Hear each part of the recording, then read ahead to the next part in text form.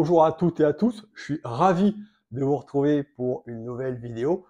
Effectivement, c'est une vidéo un petit peu particulière puisqu'il s'agit ici d'une introduction, une petite introduction aux accords mets et vins. En effet, les accords mets et vins, c'est un point essentiel évidemment quand on souhaite s'initier au vin. Vous êtes peut-être des débutants, vous aimez le vin sans trop y connaître, vous êtes peut-être passionné par le vin et déjà vous avez une certaine avancée dans l'initiation à la dégustation des vins. Et puis, vous avez évidemment envie aussi d'y voir un peu plus clair quant aux accords mets et vins. En effet, les accords mets et vins sont un pan très important du vin, puisque en effet, c'est ce moment-là qu'on va partager le plus souvent ces expériences. Quand vous êtes initié, quand vous connaissez évidemment le vin, le moment clé vraiment pour partager votre passion ou sa passion, évidemment, c'est le repas. Je vais me présenter, je m'appelle Emmanuel Delmas, j'ai été sommelier pendant 15 ans, hein, donc je suis effectivement sommelier dans le vin depuis 1995, depuis 1995 à 2010, et j'ai été sommelier dans des très belles maisons, pour en citer quelques-unes, la Tour d'Argent, chez Guy Savoie, à la rue Troyon à l'époque, chez Alain Ducasse au Place d'Athénée, chez Lasserre, mais aussi un petit peu à l'étranger, notamment au Gavroche à Londres, et aux Rosalpes à Verbier, qui est un très bon relais château. Donc tout ça, effectivement, m'a permis d'y voir beaucoup plus clair au niveau du vin, vous pensez bien, et surtout au niveau des accords mets et vins. Et j'ai travaillé de 2004 à 2010, notamment au Fouquet's, où j'ai pu, en 2005, ouvrir le blog du sommelier, que vous connaissez peut-être, sur lequel vous avez atterri récemment. Ça fait donc 18 ans que je tiens ce blog, 1500 articles, dont effectivement plus de 10%, à peu près 160 articles, dédiés aux accords mets et vins. Il faut bien comprendre que j'ai été le tout premier sur Internet à écrire sur les accords mets et vins. Bon, 7-8 ans après, malheureusement, beaucoup de sites, même des généralistes et des sites importants, ont récupéré, enfin, ont copié effectivement mes contenus. Bon, qu'importe, c'est le jeu, on ne s'inspire que des meilleurs. L'idée, en fait, c'est de bien comprendre conscience que qu'on débute ou qu'on soit passionné ou vraiment initié en vin, il y a forcément des moments fantastiques à passer avec les amis qui sont des connaisseurs ou qui ne le sont pas. Moi, dans ma famille, mes proches n'y connaissent strictement rien au vin. C'est-à-dire que je suis parti de zéro. Croire qu'on peut effectivement connaître le vin sans avoir un don ou un talent inné, heureusement, est une hérésie, est une faute, est une erreur. Parce qu'effectivement, je suis l'exemple type, la personne qui n'a jamais rien eu à voir avec le vin dès le départ, puisque dans ma famille, c'est plutôt dans le médical. Mon père et ma mère ne connaissaient vraiment rien en vin, à tel point qu'ils en buvaient vraiment peu, même quasiment pas. Ça restait vraiment le vin du dimanche quand on était en famille chez les grands-parents, avec le vin de Bordeaux classique. Alors, c'est vrai que, étant pas du tout, je veux dire, axé sur le vin, le hasard a fait que je me suis propulsé dès la troisième, après la troisième, je suis arrivé en école hôtelière pour être cuisinier. J'ai eu mes CAP BP de cuisine, et en fait, j'ai bien vu que j'étais pas passionné outre mesure par la cuisine, mais en première année, on avait une heure par semaine des cours d'œnologie sur le vin, et c'est là où j'ai eu les meilleures notes. Et c'est vrai que je me suis aperçu que finalement, j'aimais bien ces cours-là. Et en faisant un stage de cuisine, j'ai croisé un sommelier, j'ai discuté longuement avec lui, et effectivement, je me suis dit, c'est ça que je veux faire, je veux être sommelier. Donc au départ, forcément une appétence pour la cuisine, j'ai eu mes diplômes de CAP-BP, et après j'ai fait un CAP-BP de serveur en restaurant, parce qu'il fallait ce diplôme-là, pour ensuite faire une année en apprentissage pour la mention complémentaire sommelier, puis ensuite bien sûr le parcours essentiel pour aller voir les grandes maisons et apprendre. Alors, c'est bien pour vous rassurer, vous n'êtes pas obligé d'avoir dans votre famille un grand tonton qui soit un expert en vin, d'avoir des parents qui soient dans le vin pour vous y connaître. En fait, ce qui va vous permettre de vraiment vous initier et comprendre le vin et l'apprendre et surtout prendre plus de plaisir et avancer dans le vin, c'est votre passion et votre curiosité. Donc ça, c'est quelque chose, ce sont des valeurs que tout le monde peut avoir. Donc il est évident que vous, là, qui regardez cette vidéo, oui, vous avez le potentiel pour devenir un initié en vin connaisseur. Et croyez-moi, on a de plus en plus de connaisseurs dans notre pays et j'en suis ravi. Maintenant, je vais vous proposer de revenir un peu plus dans le détail, et notamment sur les accords mets et vins. Parce que les accords mets et vins, c'est une vraie porte d'entrée justement pour le plaisir. Pourquoi? Parce que vous avez d'un côté le vin, d'accord, la dégustation du vin, savoir comment le vin est élaboré, c'est bien, c'est important, comment le déguster, ça c'est encore des choses que je propose en parallèle, puisque comme vous savez, je vends des guides pratiques en ligne qui sont assez puissants sur différents pans du vin, de la dégustation, mais surtout plus sur les tanins, sur les accords mets et vins, bien sûr, sur l'aération, sur comment mieux acheter son vin, par exemple. Et puis, des formations digitales sur comment constituer sa cave et ranger sa cave, donc pouvoir gérer sa cave personnelle comme un professionnel, et puis bien sûr, cette fantastique formation sur les accords mets et vins. Alors, encore une fois, là, on a les accords mets et vins, oui, on est à table, on est en famille, et forcément, quand on s'y connaît un peu sur le vin, bah, forcément, on vous attend au tournant. Et là, il ne faut pas se tromper. On vous attend au tournant dans le choix des vins, en règle générale.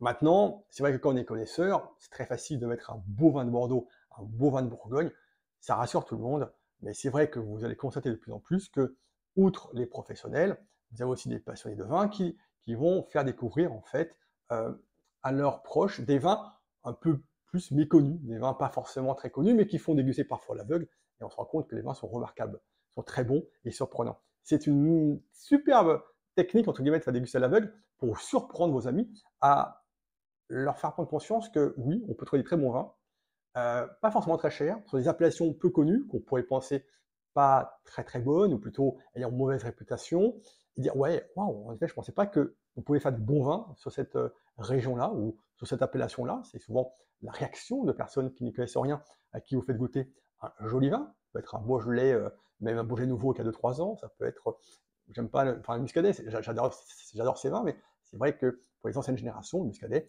c'est une appellation qui n'est pas forcément porteuse de grands vins, plutôt de vins de comptoir, entre guillemets. Vous voyez que les idées préconçues, on l'a vu, notamment dans les anciennes générations.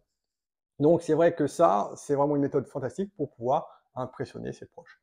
Mais il est clair que quand on est à table, bah, on a le vin, on a les vins qu'on veut faire goûter, puis il y a la réalité qui fait qu'on a une assiette, des assiettes devant nous, et que forcément, si on met le vin qu'on a envie de faire découvrir à nos amis, mais que malheureusement le plat va en contradiction, forcément le plat va détruire un peu ce vin et le plaisir sera gâché.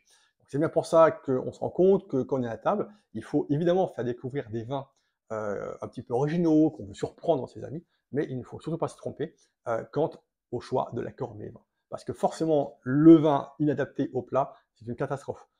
Un peu pour le plat, mais surtout pour le vin. Ça, c'est vraiment dommage. Donc quand on a la chance de connaître le vin, il est essentiel d'être vraiment averti sur l'aspect accord, mets et vin. Alors, on peut aller aujourd'hui un peu plus loin sur cet aspect-là. Je vais vous donner quelques petits rudiments pour introduire cette mini-formation sur les accords mets et vins. On va être très clair. Connaître le vin, être en capacité d'accorder le bon plat avec le bon vin, ça change la vie. Votre compagnie sera forcément appréciée, et plus appréciée encore, davantage, parce que vous avez ça en plus. Quand vous allez partager un moment avec vos amis, avec vos proches, que vous avez à chaque fois le bon vin qui va bien, avec le bon plat, le bon fromage, le bon vin, c'est juste fantastique. Vous allez en fait donner la capacité à vos amis à réaliser à quel point ils prennent du plaisir à trouver un accord mets et vins parfait, parce que c'est tellement bon, quoi. Alors, c'est pas si visuel, c'est pas si simple. Alors, on va commencer justement à y voir un peu plus clair. Quand on veut réussir un accord mets et vins, il faut bien comprendre le mécanisme d'accord mets et vins. C'est quoi un accord mets et vins réussi? Un accord mets et vins réussi, c'est lorsque vous avez en fait la persistance du plat, c'est-à-dire quand vous prenez un plat, quand il est bon, forcément, il va rester assez longtemps en bouche. On a des textures, des touchés, on a aussi des saveurs, hein, des goûts évidemment, des arômes, des effluves qui restent notamment en bouche. Et donc évidemment, quand vous allez mâcher, qu'est-ce qui va se passer? Bah, vous allez avaler la nourriture, et au bout d'un moment, vous allez voir que la nourriture, les goûts, les saveurs vont rester en bouche plus ou moins longtemps. C'est ça qui fait la qualité d'un plat de très haute qualité. Donc forcément, cette persistance qui vous reste dans la bouche, bah, c'est le souvenir du plat, il faut le préserver. Donc vous avez cette persistance du plat, mais il en va de même pour le vin.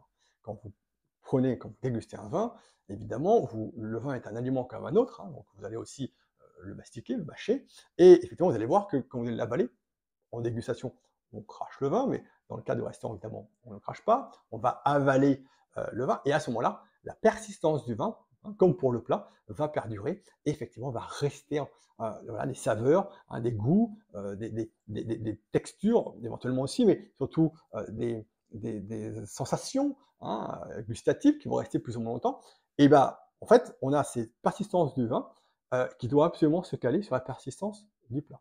Donc, il est important, quand on est dans les accords mets et vins, de marier justement la persistance du vin avec la persistance du plat. Évidemment, ça paraît simple comme ça, mais c'est assez complexe. Pourquoi? Parce qu'il faut déjà être en mesure de comprendre ce mécanisme-là, de le ressentir.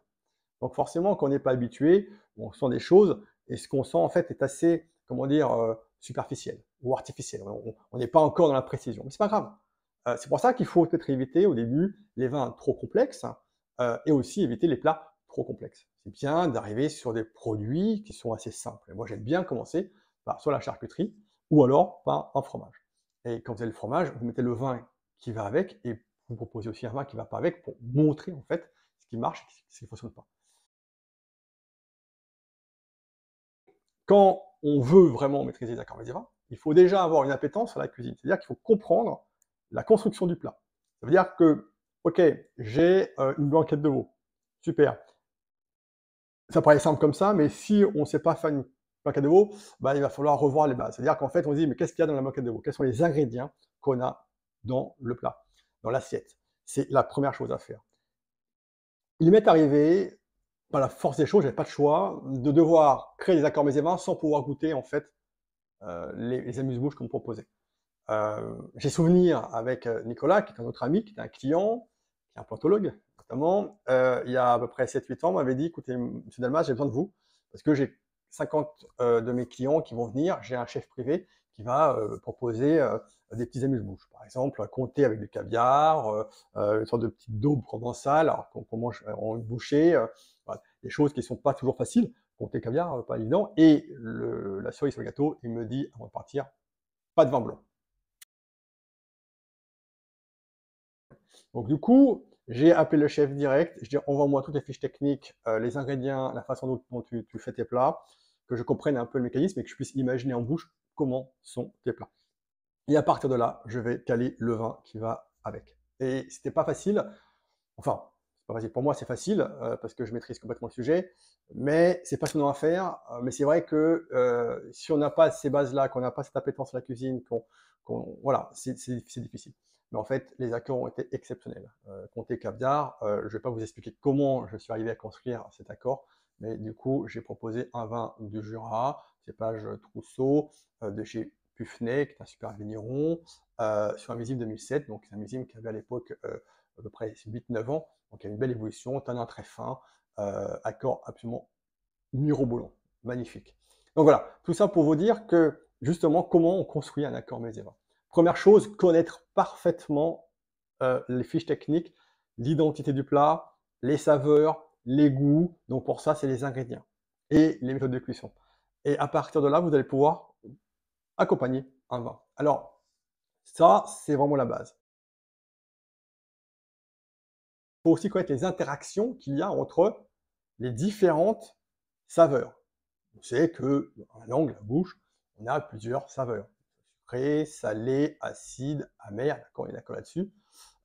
Salé, donc forcément, il faut caler ça. Il faut connaître ces interactions. C'est-à-dire que si vous avez, par exemple, un vin qui est très riche en acidité, qui a même parfois des bulles, par exemple, donc une effervescence, on peut imaginer un crément ou un champagne, si vous le mettez, qui est très acide, et en plus l'acidité est vraiment prononcée davantage par les bulles, et si vous mettez un plat très sucré, donc un dessert, forcément là, ça ne fonctionnera pas. Ça va se heurter et c'est pas possible. C'est ce pourquoi on ne met jamais, jamais de champagne en fin de repas avec un dessert. Oui, il y a peut-être des choses comme ça que je vais vous raconter qui vont vous heurter parce que ce sont des habitudes qui sont bien ancrées, mais oui, ça ne fonctionne pas. Bon, est-ce que vous voyez, vous avez ces deux saveurs qui ne fonctionnent pas ensemble. Là, vous avez aussi, par exemple, quand vous avez dit, tiens, je vais prendre un, ah, un vin, un vin rouge un peu tannique, le tanin, ce côté un peu râpeux. Le tanin, c'est cette sensation de sécheresse, c'est-à-dire qu'en fait, quand on sent le tanin a une propriété, c'est de stopper la salivation pendant une seconde, donc ça sèche un petit peu, c'est, comme vous dites, un peu râpeux. Si vous mettez ce vin en contact avec des ferments lactiques, avec du gras, une croûte de fromage par exemple, qui est aussi un peu amère, forcément, le fromage va contribuer à désosser le vin. Donc ces saveurs ne fonctionnent pas. Mais en revanche, si vous prenez, tiens, bah, je vais prendre, par exemple, un fromage qui est un peu salé, qui est un peu fondant, donc bon, un bleu d'Auvergne, un roquefort, par exemple, et vous l'associez avec un vin sucré, eh bien, le sucre et le sel combinent à merveille. Donc, c'est ça qu'il faut connaître. Connaître, évidemment, les interactions qu'il y a entre toutes les saveurs. Voir ce qui fonctionne et ce qui ne fonctionne pas. À partir de là, on est vraiment rassuré, on ne fera pas de faute de goût et on pourra même aller plus loin dans les accords. Alors comment faire pour aller plus loin ensuite dans les accords mets et vins une fois qu'on maîtrise ce sujet-là? Il y a un concept que j'ai, un terme que j'ai inventé, créé, qui est très parlant, c'est le point d'ancrage. Et les points d'ancrage, c'est la clé absolue pour réussir vos accords mets et vins. Et ça, c'est absolument fantastique. C'est quoi un point d'ancrage? Un point d'ancrage, c'est ce qui va vous permettre en fait de relier le vin au plat. Ça, c'est peut-être même à vous de le créer, c'est ça qui est magique. Alors, un point d'ancrage peut se créer, c'est-à-dire comme une passerelle en fait, hein, qu'on va créer entre le plat et le vin. Et un point d'ancrage peut prendre plusieurs facettes, notamment une herbe. Ça peut être une texture, ça peut être une sauce. Donc ça peut être plein de choses, plein d'éléments. Et forcément, selon ce que vous allez ajouter au plat, bah, vous allez pouvoir associer un vin. Si vous prenez un exemple, on va prendre un exemple qui est très frappant, vous prenez un foie gras. Vous prenez le foie gras, c'est un foie gras normal, un classique, qui a du goût, hein, au torchon, qui est un vrai foie gras.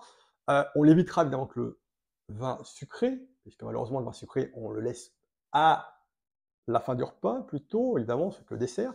Si on le met en début de repas, ça va être compliqué forcément, puisqu'on va saturer les papilles. En plus, il va napper hein, de sucre en bouche le foie gras, ce qui est pas bon. C'est pas que c'est pas bon, mais c'est que c'est pas adapté au début du repas. Et ça, c'est un autre problème, et du coup, on y reviendra un peu plus tard dans la formation, effectivement, sur les accords médicaments. Là, vous avez ça. Donc, ok, je mets à l'apéritif, enfin, en début de repas, un foie gras, un vrai foie gras. Avec un vin blanc, ça marche bien, c'est vrai, un vin blanc un peu charnu, parce qu'on va associer le gras du foie gras avec le gras du vin, en termes de toucher de bouche, de toucher du vin. Ou alors on peut aussi aller sur un vin un peu plus vif en acidité pour trancher dans le foie gras. Là, on est plutôt dans un accord un peu d'opposition. Un accord encore plus immense, c'est de rajouter en fait au foie gras, pour le rehausser, pour le sublimer, un peu de poivre. Et ce poivre va permettre effectivement d'apporter une d'autres personnalité, une plus de puissance en fait au foie gras. Et ça, c'est fantastique parce que justement, ce poivre, qui est le point d'ancrage que j'ai créé, va relier en fait le foie gras au vin. C'est une passerelle, hein, c'est le point d'ancrage. Et ben là, je vais mettre un vin de Bordeaux par exemple, qui est un peu élevé en fût de chêne, mais il faut que ce vin ait au moins 10 ans ou 12 ans d'âge pour que le tanin soit fondu, gagne en puissance, en force, mais aussi en finesse. Et le fondant du foie gras avec le tanin fondu remarquable, tout ça est relié grâce au foie gras. Vous voyez que ce point d'ancrage, c'est vraiment ce qui a permis un accord fantastique qui va apporter cette étincelle qu'on n'aurait pas eu autrement. Donc ça, c'est hyper important. C'est justement de maîtriser cette notion de point d'ancrage pour créer vous-même des accords. Ce petit truc, cette petite chose en plus que vous allez ajouter qui va magnifier l'accord. Voilà, ça c'est fantastique. Donc ça, c'est à la fois donc maîtriser les points d'ancrage. Après, une fois qu'on maîtrise évidemment les interactions qu'il y a entre les saveurs du vin et les saveurs du plat. Pour aller plus loin dans la compréhension des accords mets et vins, c'est évidemment de maîtriser aussi les accords d'opposition. Alors ça, les accords d'opposition, c'est un peu plus pointu, c'est un peu plus péchu à connaître, c'est avec l'expérience que vous allez vous les maîtriser, mais c'est ce qui va apporter le sel, le truc en plus, quoi, l'étincelle, ce qui va impressionner vos amis. Je parlais tout à l'heure de l'accord avec le roquefort et le vin sucré, c'est un accord d'opposition qui est exceptionnel. Donc quand vous parvenez effectivement à créer de tels accords, vous allez forcément épater vos amis parce que c'est un accord qui est sublissime, et en plus, il est surprenant. C'est-à-dire qu'on n'imagine pas un seul instant que ces deux vins combinent à merveille. Donc, maîtriser les accords d'opposition. Alors, moi, j'aime bien donner des exemples. Ça, je donne dans la formation aussi plein d'exemples d'accords d'opposition. Euh, vous pouvez le compter avec un vin jaune du Jura, c'est pareil, c'est à la fois un accord d'opposition et un accord absolu. Mais voilà, donc il y a ces points qui sont importants, ces points clés. Notion assez simpliste, mais qui fonctionne.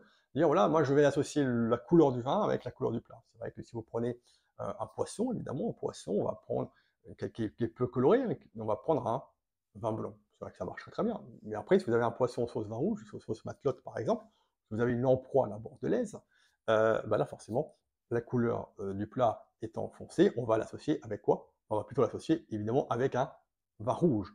Donc voilà, ça c'est simpliste, mais ça fonctionne. Donc c'est des points sur lesquels on peut aussi se raccrocher. D'autres éléments qui vont vous permettre de réussir un accord mets et vins, il y a plein de techniques évidemment qui sont importantes. C'est que les cités sont sans doute les plus importantes, évidemment. Donc ça, c'est maîtriser vraiment les échanges entre les saveurs du vin et du plat. C'est connaître le mécanisme, évidemment, des points d'ancrage, qui est pour moi le plus important et qui n'est explicité malheureusement nulle part ailleurs. Pourquoi pas aussi jouer sur les accords d'opposition, ça c'est fantastique. Et puis, quand on ne sait pas, quand on débute, commençons déjà par l'idée d'associer les couleurs du vin avec les couleurs du plat, ce qui fonctionne plutôt bien. Évidemment, c'est simpliste et pas suffisant, mais c'est ce qui va vous permettre au fur et à mesure de prendre confiance en vous. Alors, cette petite formation, elle est juste là pour vous aider à y voir un peu plus clair. Maintenant, il faut bien comprendre que c'est l'expérience qui va vous permettre effectivement d'avancer. C'est pas uniquement avec des connaissances livresques ou des connaissances théoriques que vous allez progresser. C'est juste ces connaissances-là, elles vont vous permettre d'y voir beaucoup plus clair et de vous sentir en sécurité, de ne plus faire d'erreurs. Dans un premier temps, c'est vous dire, OK, je vais appliquer ce que j'ai appris, et en appliquant, forcément, vous allez, au fur et à mesure, à réussir à prendre confiance en vous, et en plus, à vous donner plus de plaisir avec les accords médiévaux. Possiblement, vous serez un peu déçu par un ou deux accords, parce que c'est pas parfait, mais ce sera quand même des beaux accords. Et au fur et à mesure, vous allez aller beaucoup plus loin, prendre beaucoup plus de plaisir, donc forcément donner beaucoup plus de plaisir à vos proches. Et ça n'a pas de prix. C'est le plus important. Alors, ça tombe bien parce que encore une fois, vous savez que j'ai des guides pratiques sur les accords médiévins qui sont vraiment super pour commencer. En plus, à des prix qui sont très raisonnables, très puissants, parce que là, vous avez vraiment une connaissance accrue sur les accords médiévins. Il n'y a pas plus puissant. J'en ai, je crois, 4 sur les 8 guides qui sont dédiés aux accords médiévins. Ça fait à peu près 450 pages, un truc comme ça. Donc, c'est puissant. Ça, c'est pour commencer, c'est déjà bien, pour voir justement si vous arrivez justement à capter les informations et du coup à commencer déjà à travailler dessus. Et évidemment, après, la quintessence absolue de la connaissance, c'est la seule qui existe aujourd'hui sur les accords médiévins, c'est la formation digitale numérique que j'ai créée il y a très peu de temps, qui dure, alors, version courte 2 heures, version complète plus de 4 heures. Autant vous dire que ça correspond à peu près à 2 jours de formation à temps plein. Donc oui, vous pouvez apprendre les accords médiévins avec un sommelier parmi 20 personnes pendant 2-3 heures. Honnêtement, il ne vous en restera pas grand-chose parce que si vous notez pas tout, si, vous serez perdu. Et si vous notez, vous ne pouvez pas appliquer. Donc, ça ne marche pas. Donc, clairement, il n'y a rien de plus puissant qu'une formation en ligne.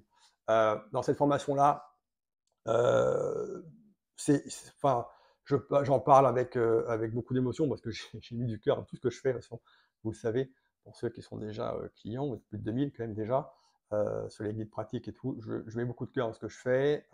C'est quand même la quintessence de mes connaissances, donc dans l'excellence et dans la compréhension de la pédagogie. Donc, dans cette formation, ce qui est fabuleux, c'est que vous avez tout, absolument tout, pour comprendre les accords médiévins, pour pouvoir appliquer avec des exercices. Voilà, au fur et à mesure, je vous propose des questionnaires pour être sûr voilà, que vous avez compris les choses. Et si vous n'avez pas compris, de toute façon, vous ne pouvez pas passer à l'étape suivante. Donc, il faut retravailler pour repasser le questionnaire. Donc, ça, c'est pour m'assurer que vraiment vous êtes capable de passer de niveau. Au début, on y va cool, tranquillement. J'explique bien les choses au fur et à mesure. Et puis, au fur et à mesure que la formation avance, là, vous allez commencer à dire waouh, ok, là, ça devient vraiment pointu. C'est du top niveau. Donc, clairement, je vais vous mettre effectivement quelques extraits pour que vous puissiez voir, visualiser un peu à quoi ça ressemble. En tout cas, les personnes qui l'ont acheté ont toutes été impressionnées par le contenu, mais aussi par le côté convivial et le côté très, très agréable et très esthétique aussi de la chose. C'est juste génial. Donc, je ne peux vous dire qu'une seule chose, foncez, parce que cette formation, elle est unique. Euh, à tel point qu'il y a déjà pas mal d'écoles de sommellerie qui sont en train voilà, de réaliser que ça existe, et donc pourquoi pas trouver un deal pour que je puisse donner accès à une partie de ma formation pour des élèves. Alors, cette formation en ligne, il ne faut pas en avoir peur. Vous avez accès 100% à vie, quand vous voulez. C'est toujours bien de prendre 2 heures, 3 heures à chaque fois pour pouvoir avancer sur le sujet, sur un chapitre, sur un ou deux modules, pour pouvoir avancer au fur et à mesure. Il faut être juste régulier. Vous pouvez la faire d'un coup. Je pense que honnêtement, il vous faudra au moins une journée, voire une journée et demie pour y arriver. Puis à la fin, vous avez le questionnaire qui est 22 questions assez pointues. Il faut que vous ayez 80% pour avoir accès en fait à la certification, pour avoir le petit certificat qui stipule bien que vous avez bien maîtrisé cette formation. Voilà, cette vidéo était là vraiment pour vous présenter un petit peu les accords mésévins, les subtilités des accords mésévins, comment on façonne les accords mésévins, et puis les outils que je vous propose pour justement arriver à apprendre à comprendre surtout les accords mésévins, à apprendre à progresser et donc à vous donner l'envie d'expérimenter pour devenir un véritable expert sur le sujet des accords mésévins. Pour vous faire plaisir, mais pour vous donner plus de plaisir à vos amis. Alors, merci beaucoup pour votre attention et j'espère que cette vidéo vous a bien aidé et puis convaincu d'aller un peu plus loin parce que vraiment, les accords mésévins, c'est un univers fantastique.